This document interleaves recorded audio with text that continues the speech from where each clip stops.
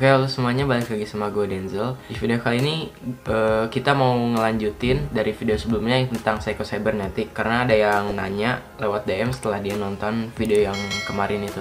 Tapi dia bilang dia udah nerapin Psycho Cybernetic, tapi ternyata apa yang dia mimpikan, yang dia pikirin tiap hari itu nggak sejalan sama keinginan orang tua.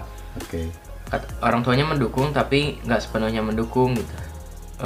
Orang tuanya cenderung memilih ke salah satu profesi yang kurang dia minatin gitu. Terus cara ngadepinnya gimana? Oke, baik. Sebelumnya saya ucapkan terima kasih kepada viewers yang sudah mengirim DM ke Denzel. Jadi begini, perlu Papi tekankan deh ya di sini bahwa apa yang Papi kemukakan ini belum tentu 100% benar. Tapi ini berdasarkan pengalaman-pengalaman Papi selama ini ya. Yang pertama, bisa jadi dua-duanya betul. Kenapa? Karena si anak ini merasa ingin melakukan sesuatu, ingin melakukan konsep Psycho Cybernetic itu berdasarkan apa yang dia inginkan, sesuai passion dia, sesuai dengan hasrat dia. Nggak salah. Tetapi orang tua bisa jadi menilai bahwa anak ini selama dari bayi sampai usia belasan tahun ini diobservasi oleh orang tuanya sepertinya memiliki kemampuan ini. Makanya pentingnya komunikasi.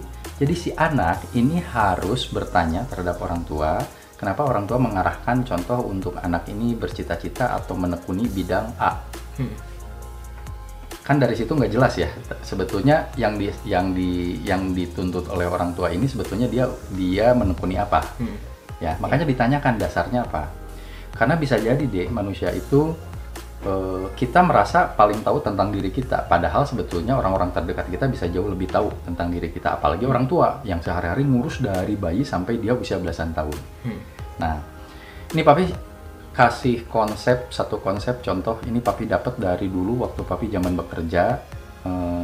Direktur di perusahaan Papi ini pernah mengatakan, direktur utama, kunci sukses itu katanya 4K, dan ini Papi dapat tahun 2005, berarti 15 tahun yang lalu, tapi sampai sekarang masih menerap.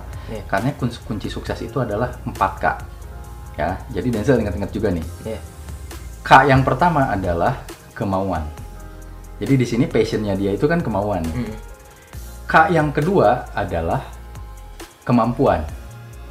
Bisa jadi orang tua ini melihat sebetulnya kemampuan si anak ini kuatnya di mana. Misalkan di bidang A, si anak passionnya di bidang B. Ya. Nah, tapi Denzel coba cerna, kemauan dan kemampuan itu adanya di siapa? Diri sendiri. Oke. Itu K yang kedua, ke satu kemauan, kedua kemampuan, ketiga itu kesempatan. Kesempatan itu artinya yang diberikan oleh lingkungan. Contoh sekarang Denzel sekolah di mana, sekolah memberikan pendidikan yang luar biasa, itu kesempatan karena momennya ada. Atau orang tua memberikan les privat anaknya untuk mengikuti kegiatan A, kegiatan B, kegiatan C, itu kesempatan. Keempat adalah keberuntungan. Nah, di sini keberuntungan itu bukan berarti kita mengharapkan sesuatu hoki, bukan. Tapi kalau Papi menerjemahkannya, keberuntungan itu adalah kalau kita sudah melakukan ikhtiar maksimal, kemudian kita banyak berdoa terhadap Yang Maha Kuasa, otomatis Yang Maha Kuasa itu memberikan satu takdir yang positif ke kita, dan kita selalu menganggap itu keberuntungan, padahal bisa jadi itu karena ikhtiar kita. Allah Subhanahu wa Ta'ala memberikan bonus ke kita. Jelas ya? Jadi bisa jadi, ini saya Papi ulang sekali lagi, yang si anak ini ingin menekuni bidang sesuai kemauan dia, tapi apakah anak ini sudah merasa bahwa kemauan itu sesuai dengan kemampuan terbaiknya atau tidak? Nah, kalau orang tua bisa jadi melihatnya bahwa anak ini kemampuan terbaiknya adalah di bidang A deh, gitu, bukan di bidang B. Makanya perlu didiskusikan. Ujungnya nanti mau dicoba dijalani dua-duanya, nggak masalah, karena masih banyak waktu, karena Denzel, viewersnya Denzel ini kan masih muda juga. Tapi yang pasti, kalau seandainya dari hasil diskusi orang tua itu dan anaknya, misalkan orang tua legowo untuk ya udah sesuai dengan keinginan anak. Nah, si anak ini harus konsisten, konsekuen dengan passionnya dia. Jadi dicoba dulu untuk dilakukan seoptimal mungkin, diusahakan. Tanggung jawab ya? Iya, tanggung jawab. Jadi oke, orang tua sudah ngasih passion kamu di A ya.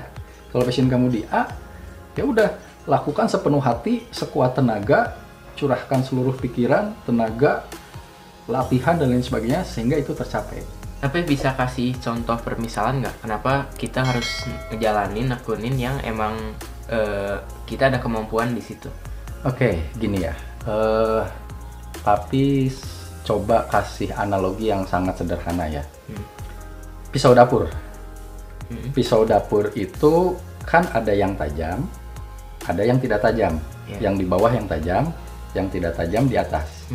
Kira-kira kalau pisau dapur itu diasah nih, lebih cepat mana? Kita mengasah yang tajam menjadi lebih tajam, atau yang tidak tajam menjadi sangat tajam?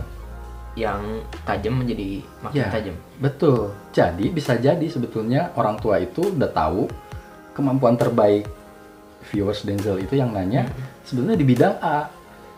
Walaupun bidang A itu tidak terlalu disukai. Nah, nggak ada yang salah, nggak ada yang benar sih. Maksudnya gini, dua-duanya bisa benar gitu. Makanya tinggal sebetulnya dikomunikasikan lagi. Kan bisa jadi yang nanya ini belum tahu dari orang tuanya bahwa kenapa dia menyuruh anaknya ini menekuni bidang A gitu. Mungkin selama ini dia itu belum paham bahwa dia punya kekuatan tersembunyi atau potensi tersembunyi di bidang itu.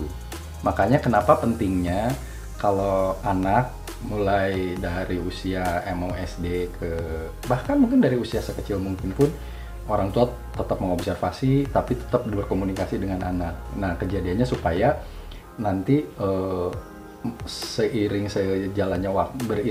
dengan berjalannya waktu itu masing-masing itu sudah mengetahui porsinya masing-masing. Jadi ujungnya akan ketemu sebetulnya passionnya anak itu di mana, kekuatan terbesar itu di mana. Yang paling enak memang kekuatan terbesar kita itu passion kita. Yang paling enak ya. Ujungnya mau pilih mana ya itu tergantung yang bersangkutan sama bapaknya lagi, ayahnya lagi atau orang tuanya lagi untuk mendiskusikannya. Gitu deh. Oke, segitu dulu aja buat hari ini. Semoga video ini bisa ngejawab pertanyaan yang tadi. Sampai ketemu lagi di video-video berikutnya.